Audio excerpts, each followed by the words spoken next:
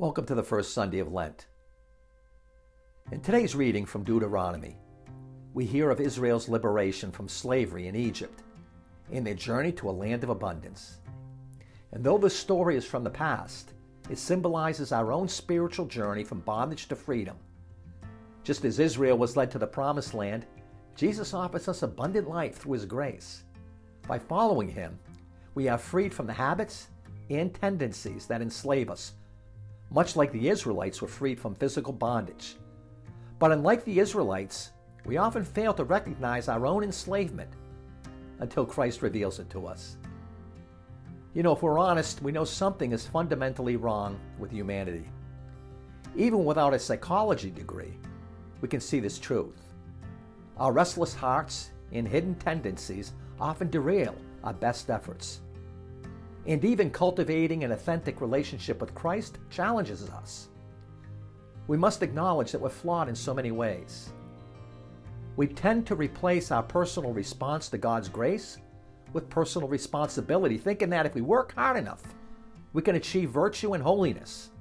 But the truth is, we can't manufacture holiness or a relationship with Christ without first responding to God's grace. That's why our spirituality can feel so exhausting. We focus too much on what we do instead of what God is doing. Considered one of the greatest minds, Greek philosopher Aristotle believed that hard work and intellectual pursuits could create a virtuous life. And yet, despite all our education, the 20th century was the most violent in history. Knowledge alone isn't enough. True change, it happens in the heart. St. Paul reminds us that salvation isn't based solely on our efforts, but on Christ.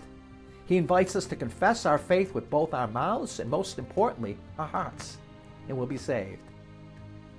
Following Christ isn't just an intellectual exercise. It's about the heart. Conversion happens in the heart because that's what drives your life. When someone lacks passion, we say their heart isn't in it. You can always tell when someone's heart isn't in it for Christ.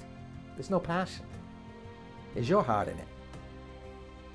The good news is this, that God invites us to be restored to a right relationship with him through Jesus' life, death, and resurrection. This is the good news available to all who accept it. My name is Rick Annunziata, and this is the 2-Minute Gospel. Thanks for watching.